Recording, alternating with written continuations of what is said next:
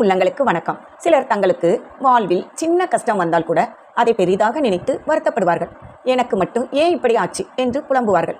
அவர்களுக்கு தன்னம்பிக்கை உற்சாகம் தரும் 6 விதமான விஷயங்களை இந்த வீடியோவில் பார்க்கலாம். வீடியோவை ஸ்கிப் பண்ணாமல் பார்த்து பயனடையுங்கள். நம்பர் 1, சிந்தனையை மாற்றுதல். முதலில் எனக்கு மட்டும் ஏன் இப்படி நடக்குது என்று கேட்பதை நிறுத்துங்கள். இந்த உலகம் பறந்து விரிந்தது.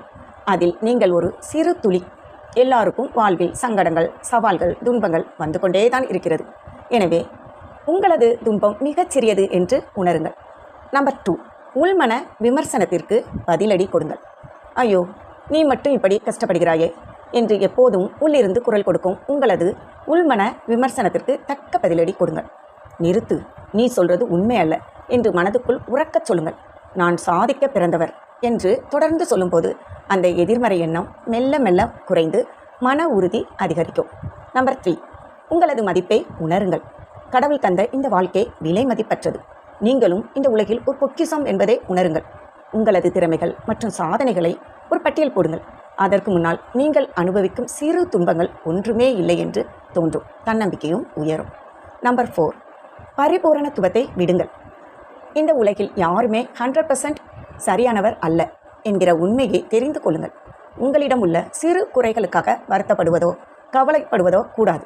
ஒரு முறை தவறவிட்ட வாய்ப்புகளை எண்ணி வருத்தப்படுவது கூடாது. உங்களிடம் உள்ள சிறு குறைகள் மற்றும் தவறுகளை எண்ணி மனம் குமைவது வேண்டாம்.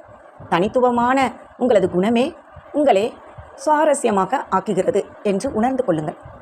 நம்பர் 5, ரிஸ்க் எடுங்கள். பாதுகாப்பான வட்டத்திலேயே அமர்ந்து கொண்டு விளையாடுவதில் ஒரு சுவாரஸ்யமும் இருக்காது. உங்கள் முன்னேற்றத்துக்காக சற்றே ரிஸ்கான வேலைகள் செய்ய வேண்டுமென்றால் அதை தைரியமாக செய்யவும். கம்ஃபர்ட் சோனை விட்டு வெளியே வந்து உங்களால் செய்ய முடியாது என்று தோன்றும் செயல்களை சற்றே சிரமப்பட்டாவது முடித்து விடுங்கள். நம்பர் 6, பிறருடன் ஒப்பிடு வேண்டாம். எப்போதும் உங்களை பிறருடன் ஒப்பிடாதீர்கள்.